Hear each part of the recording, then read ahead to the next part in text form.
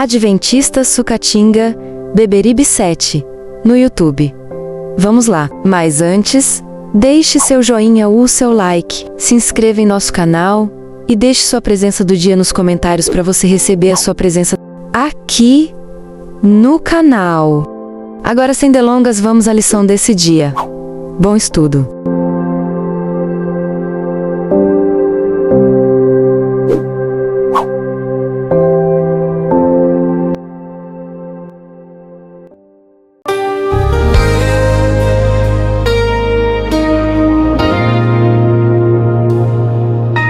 Acima de tudo isto, porém, esteja o amor, que é o vínculo da perfeição. Colossenses 3, verso 14. Querido Pai Celestial, louvamos o Teu nome pela graça que nos ressuscitou. Pedimos que, ao revisarmos este estudo, o Teu Espírito Santo nos convença de que não podemos mais servir ao pecado como escravos. Te pedimos também, Senhor, atende os pedidos de oração deixados nos comentários por aqueles que lutam contra vícios e temperamentos difíceis. E temos tanto mais a Te pedir, mas entregamos nas Tuas mãos, porque sabemos, cremos, confiamos e esperamos que Tu sabes o que é melhor para nós. Em nome de Jesus, amém. Em Colossenses capítulo 3, versos 1 até o 17, Paulo discutiu as características de uma vida cristã autêntica. Ele enfatizou a união dos crentes com Cristo. Essa união significa que o crente compartilha da vida, morte, ressurreição e glorificação de Jesus. Paulo desenvolve essa ideia ao afirmar que Cristo é a nossa vida. Morremos com Ele, nossa vida está oculta com Ele em Deus. Fomos ressuscitados com Ele. Assim, devemos buscar as coisas lá do alto, onde Cristo vive, assentado à direita de Deus, o que implica que reinamos com Ele. Meus irmãos, entendam a profundidade disso. Cristo não é um anexo da nossa vida. Ele é a nossa vida. Se Ele está no céu, a nossa mente precisa estar lá também. É curioso como alguns dizem estar em Cristo, mas gastam 10 horas por dia mergulhados em memes, na política da terra e nas futilidades deste mundo, e apenas 10 minutos com as coisas do alto. Se ressuscitamos, a nossa cidadania mudou de endereço. O tema da união com Cristo foi abordado em outros trechos do Novo Testamento, diz o autor. Na verdade, esse ensinamento provém de Jesus. Paulo, ao se referir à profunda conexão do crente com Cristo, usou a expressão em Cristo. Paulo também sugeriu que a vida de um verdadeiro crente é, de certo modo, uma reprodução da missão de Jesus. Assim, como seguidores de Jesus, devemos andar como Ele andou. Nosso velho eu foi crucificado com Cristo. Morremos com Ele e fomos sepultados com Ele. Fomos ressuscitados com Ele e assentados com Ele nas regiões celestiais. Essa reprodução, irmãos, da missão de Jesus exige que passemos pelo cemitério. O batismo não é um banho social, é um funeral. O problema é que muita gente ressuscita das águas, mas o velho homem sai de lá fazendo nado sincronizado, vivinho da Silva. Se você foi sepultado com Ele, com Cristo, o pecado não deve mais ter o controle remoto da sua vida. A lição dessa semana enfatiza 2 temas principais. O primeiro, o verdadeiro crente é aquele que substitui a mentalidade terrena por uma mentalidade celestial. E o segundo ponto, o verdadeiro crente manifesta as características de uma nova vida em Cristo. Vamos então tratar da mentalidade terrena versus mentalidade celestial. Em Colossenses capítulo 3, versos 1 ao 11, Paulo discutiu o contraste entre a nova vida em Cristo e a antiga vida com seus desejos carnais. Ele iniciou a sessão com a frase: portanto, se vocês foram ressuscitados juntamente com Cristo. No entanto, não havia dúvida quanto à participação do crente na ressurreição de Cristo. De fato, a frase poderia ser traduzida como: se então vocês foram ressuscitados juntamente com Cristo, e vocês foram. Essa sentença completa o pensamento introduzido em Colossenses 2:20. Se vocês morreram com Cristo para os rudimentos do mundo. Paulo estava argumentando que, como os colossenses morreram em Cristo e foram ressuscitados com ele, deveriam viver de acordo com essa experiência. É importante observar que a expressão foram ressuscitados está na voz passiva, tanto em português quanto no grego. O uso da voz passiva indica que a nova vida em Cristo não é resultado de conquistas humanas, mas é obra de Deus no coração. Esse princípio corrige o ensinamento de que os seres humanos podem alcançar a salvação por seus próprios esforços. Prestem atenção na voz passiva, irmãos. Você não se ressuscitou. Foi Deus quem fez o milagre. Portanto, pare de tentar se salvar pelo seu próprio esforço legalista. A santificação não é você tentando ser bonzinho para convencer Deus a te amar. É você que já foi ressuscitado pela graça, permitindo que essa nova vida domine sua natureza caída. O autor prossegue. Nos primeiros versos de Colossenses 3, Paulo resumiu o conceito da nova vida em Cristo por meio da expressão as coisas lá do alto. Em contraste, a antiga vida foi retratada por meio de uma expressão semelhante às que são aqui da terra. Paulo exortou com firmeza seu público a fazer duas coisas em relação às coisas lá do alto. Eles deviam buscá-las e pensar nelas. A palavra grega traduzida como pensar é phroneo. Esse termo reflete o ato de pensar. Em outras palavras, Paulo está dizendo que as coisas celestiais devem ocupar nossos pensamentos. Colossenses 3, versos 1 ao 4, que introduz uma nova seção, está repleto de referências a Cristo. Fomos ressuscitados com Cristo. Cristo está assentado à direita de Deus. Nossa vida está oculta com Cristo em Deus. E Cristo é a nossa vida. Para Paulo, buscar e pensar nas coisas lá do alto era sinônimo de viver uma vida para Cristo e por meio de Cristo até o dia em que compartilharemos de sua glória.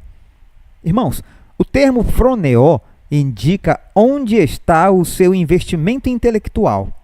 Se a sua mente só processa filmes mundanos, séries, pornografia ou ganância, como você espera ter uma mentalidade celestial? O anjo da visão de Ellen White pesava os pensamentos. O prato das coisas da terra era tão pesado que caía e se espatifava. Onde está o peso da sua mente hoje? O autor prossegue.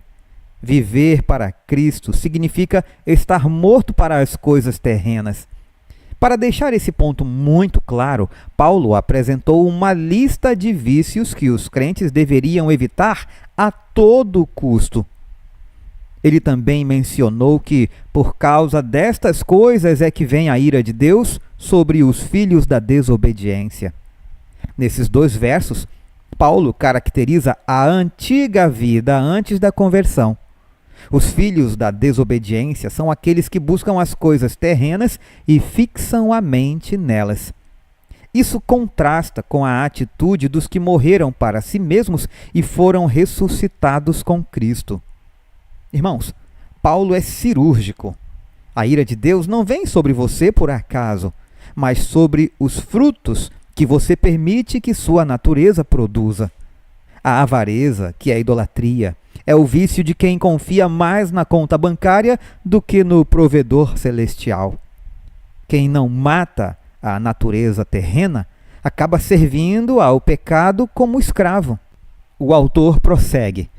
Para caracterizar ainda mais a antiga vida, Paulo apresentou uma segunda lista de vícios: ira, indignação, maldade, blasfêmia, linguagem obscena no falar e mentira.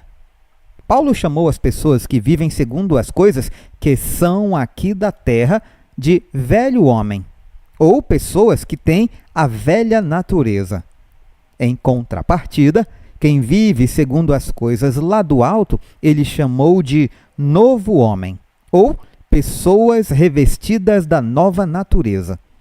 O contraste entre os dois foi ainda mais acentuado pelos verbos despojar, do grego apekdomai, e revestir, do grego endió. Paulo empregou um jogo de palavras para enfatizar uma importante verdade bíblica. O velho homem estava mergulhado em suas práticas, enquanto o novo homem se renova para o pleno conhecimento, segundo a imagem daquele que o criou. Mais adiante, o apóstolo apresenta mais detalhes sobre como é a nova vida em Cristo. Note, irmão, que Paulo inclui linguagem obscena e mentira como marcas do velho homem. No mundo evangélico, muitos se escondem atrás de Romanos 7 para dizer o bem que eu quero não faço, justificando uma vida de derrota. Mas o clamor de Romanos 7 deve nos levar à libertação de Romanos 8. Nenhuma condenação há para os que estão em Cristo e não andam segundo a carne. Vamos ler agora a respeito das características da nova vida em Cristo. Paulo iniciou a nova seção em Colossenses capítulo 3, versos 12 ao 17, com a palavra portanto.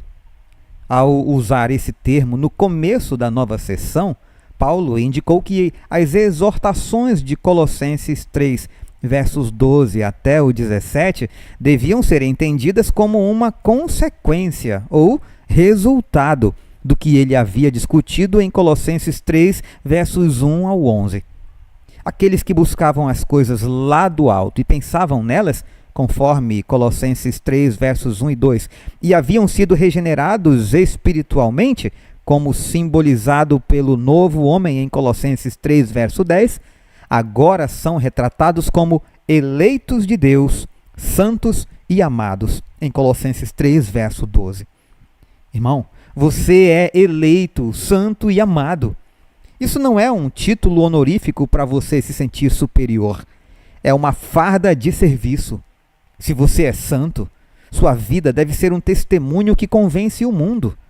Infelizmente, muitos são cristãos de nome, mas suas vidas são uma bagunça que afasta as pessoas de Jesus.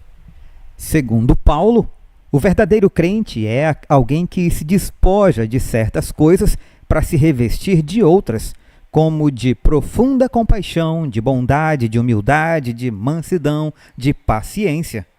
Enquanto a vida do velho homem é caracterizada pela mentira de uns para com os outros, a vida do novo homem é caracterizada pela capacidade de suportar e perdoar uns aos outros.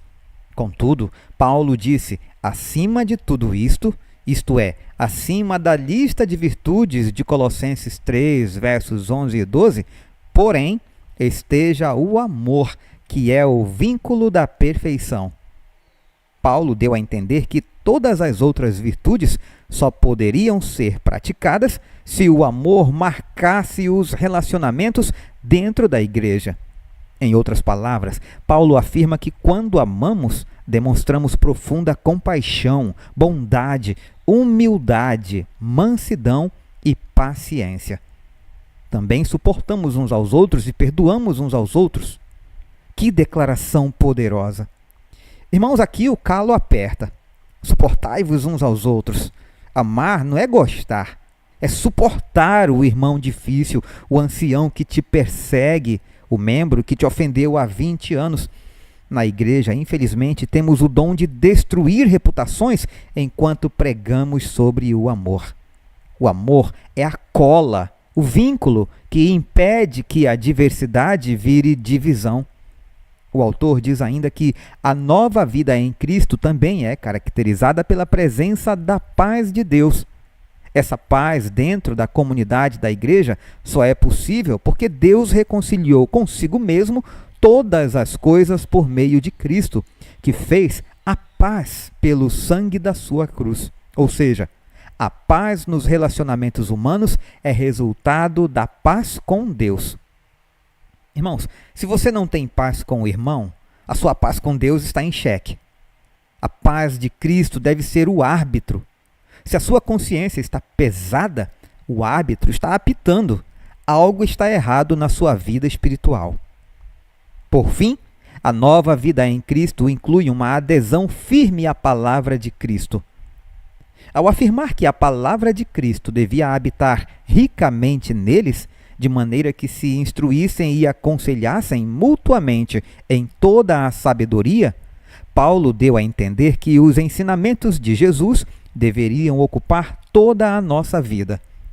Essa declaração é muito semelhante à que se encontra em Colossenses 1:28, que diz: "Este Cristo nós anunciamos, advertindo a todos e ensinando a cada um em toda a sabedoria, a fim de que apresentemos cada pessoa perfeita em Cristo." Irmãos, a palavra deve habitar ricamente, e não como uma visita de 5 minutos. E Paulo conecta isso à música, salmos, hinos e cânticos espirituais. Cuidado, meus irmãos. O manual da igreja é claro. Devemos evitar ritmos que apelem para a carne, como o rock, o jazz e formas híbridas. Se a música que te faz querer balançar o corpo em vez de elevar o espírito, ela é carnal e não espiritual. Com base nos paralelos entre esses dois versos, podemos observar 3 pontos importantes. Primeiro, Cristo e seus ensinamentos são inseparáveis, no sentido de que não é possível aceitar Cristo sem aceitar seus ensinamentos. Segundo, o objetivo da proclamação é apresentar cada pessoa perfeita em Cristo. Terceiro, as pessoas que experimentaram uma verdadeira conversão estão envolvidas na missão. Paulo encerrou seus ensinamentos em Colossenses capítulo 3, versos 1 ao 17, com um pensamento que resume sua mensagem. Aqueles que vivem uma nova vida fazem tudo em nome do Senhor Jesus, dando por ele graças a Deus Pai. Tudo em nome de Jesus, irmãos. Se você não pode carimbar em nome de Jesus naquela sua postagem, naquela música que você ouve, ou naquele negócio escuso que você fez, então você não deveria estar fazendo. Reflita nos seguintes temas. Estamos agora na aplicação para a vida. A afirmação de que Cristo é a nossa vida é, sem dúvida, uma das declarações mais notáveis da Bíblia. Se Cristo é a nossa vida, sem Ele não podemos fazer nada, e por meio dele podemos todas as coisas. Se Cristo é a nossa vida, sua graça é suficiente para nós. Se Cristo é a nossa vida, fomos crucificados com Cristo e já não somos nós que vivemos, mas Cristo vive em nós. Essa é a essência, o esvaziamento do eu para a habitação do Espírito. Sem ele, sua natureza terrena vai te trapacear o tempo todo. Paulo está falando de um relacionamento tão profundo com Cristo que participamos de sua vida, morte, ressurreição e glorificação. Para enfatizar essa realidade, o apóstolo usa constantemente a expressão com Cristo, 7 vezes para ser mais exato, ao longo de sua carta aos Colossenses. Assim, morremos, fomos sepultados, fomos ressuscitados, fomos vivificados e estamos ocultos com Cristo, de tal maneira que também seremos manifestados com Ele em glória. Irmãos, estar com Cristo é o segredo da segurança. Sua vida eterna está oculta nele. O diabo não pode tocar naquilo que está guardado dentro de Deus. De maneira misteriosa, todo crente em Cristo é unido a Cristo, de modo que a morte dele é nossa, seu sepultamento é nosso, sua vida nova é nosso, sua posição no céu é nossa e seu retorno glorioso é nosso. Quando nos tornamos um só espírito com Cristo, nossas dívidas são transferidas para Ele e suas riquezas são transferidas para nós. Que troca maravilhosa, irmãos! Ele levou nossas dívidas de pecado e nos deu as suas riquezas de justiça. Mas não use essa riqueza para continuar vivendo como um mendigo espiritual nas imundícies da terra. Se este estudo profundo te ajudou, curta o vídeo, compartilhe com seus grupos de estudo e se inscreva no canal. Vamos juntos revitalizar a Escola Sabatina. Um forte abraço do professor Alan Robson. Que Cristo seja de fato a sua vida. Um feliz sábado.